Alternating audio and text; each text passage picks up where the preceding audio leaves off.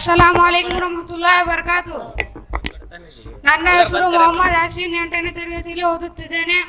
ಕೋಮು ಸೌಹಾರ್ದ ಬಗ್ಗೆ ಒಂದೆರಡು ಮಾತನಾಡಲು. ಒಗ್ಗಟ್ಟಾಗಿ ನಿಲ್ಲುತ್ತೇವೆ, ಹೊಡೆದರೆ ಬೀಳುತ್ತೇವೆ. ಕೋಮು ಸೌಹಾರ್ದತೆ ಅಗತ್ಯವನ್ನು ಸೂಕ್ಷ್ಮವಾಗಿ ಪ್ರತಿಪಾದಿಸುತ್ತದೆ.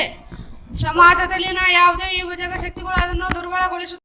ಸಮೀಕರಣ ಮತ್ತು ಸಹಿಷ್ಣುತೆ ಮನೋಭಾವನೆಯನ್ನು ಆಕ್ರಮಣಗಳ ವಿರುದ್ಧ ಬದುಕುವಂತೆ ಮಾಡಿದೆ.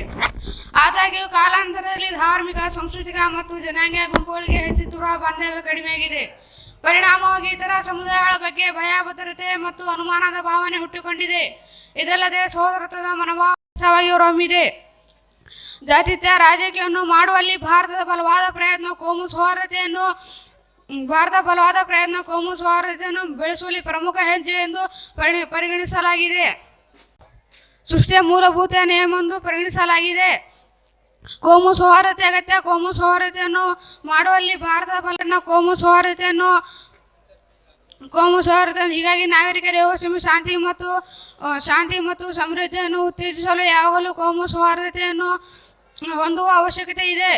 ಕೋಮು ಸೌಹಾರ್ದತೆ ಎಂದರೆ ಎಲ್ಲ ಧರ್ಮ, ಜಾತಿ, ಪಂಥ ಮತ್ತು ಜನಾಂಗದ ಜನರ ಪರಸ್ಪರ ಸಹಿಷ್ಣುತೆ ಮತ್ತು ವಿಸ್ಮಯದ ಭಾವನೆಗಳನ್ನು ಬೆಳೆಸುವ ಕೆಲಸವಾಗಿದೆ. ಇಷ್ಟೊಳ್ಳೆ ನನ್ನ ಭಾಷಣ ಮುಗಿಸ್ತೇನೆ. ವಾಕೃದ್ದವನ ಅಲ್ಹಮ್ದುಲಿಲ್ಲಾಹಿ ರಬ್ಬಿಲ್ ಆಲಮೀನ್.